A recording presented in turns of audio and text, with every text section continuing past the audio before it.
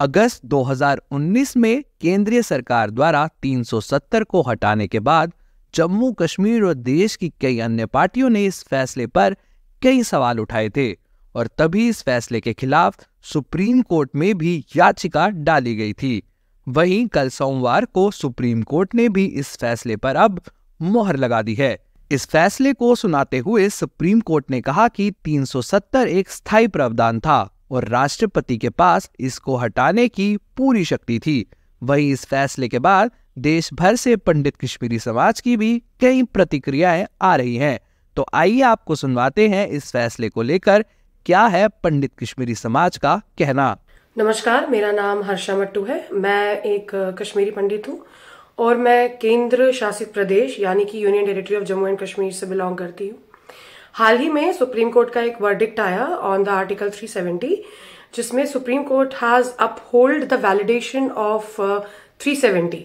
और मुझे लगता है कि भारत की राजनीति में और स्पेसिफिकली हमारे स्टेट के हिस्ट्री में ये एक बहुत प्रोग्रेसिव स्टेप था, which would be opening up the doors for the development of our territory. Although ये जो Article 370 है, that was neither supposed to be permanent ever. That was a temporary or a momentary decision.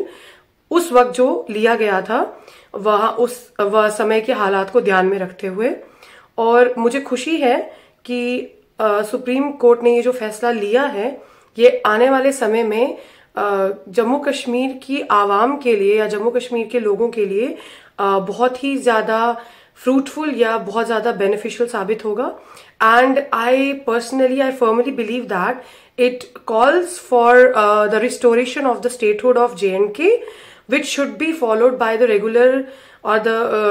regular upholding of the elections every year.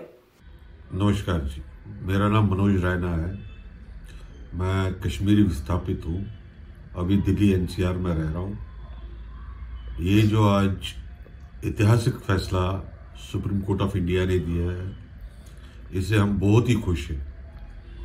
ये होना चाहिए था, क्योंकि ये article 370 जो था ये बिल्कुल टेम्परेरी था।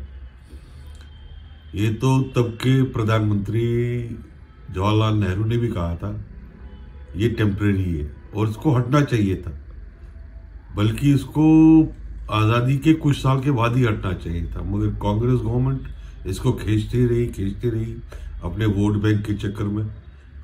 मगर आज नरेंद्र मोदी जी की सरकार ने इसको नेस्तनाबूद कर दिया।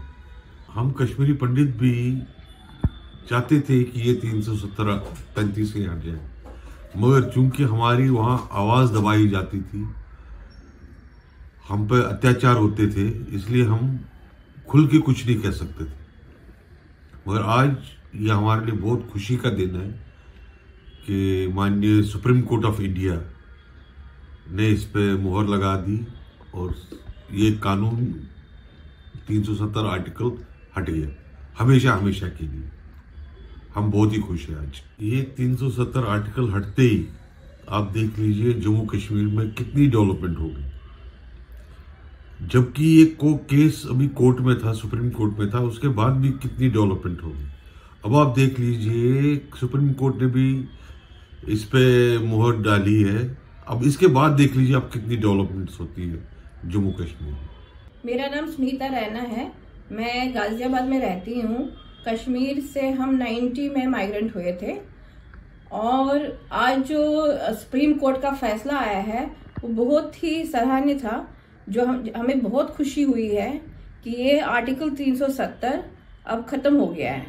आर्टिकल 370 हटने से JNK में बहुत अच्छी डेवलपमेंट होगी, जो कि अभी हो रही थी। अब इस निर्णय जो हमारे सुप्रीम कोर्ट ने फैसला दिया, अब इससे और भी अच्छी ज्यादा डेवलपमेंट होगी।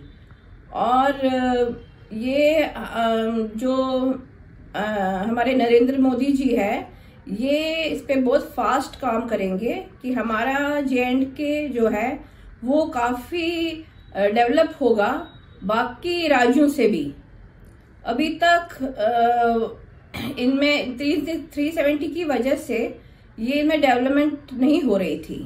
तो आज हमारा एक बहुत ही खुशी का दिन है और हम थैंक्स कर रहे हैं सुप्रीम कोर्ट को जिन्होंने सही निर्णय दिया। Namaskar Sarni, I am Ramesh Tikku from Jammu.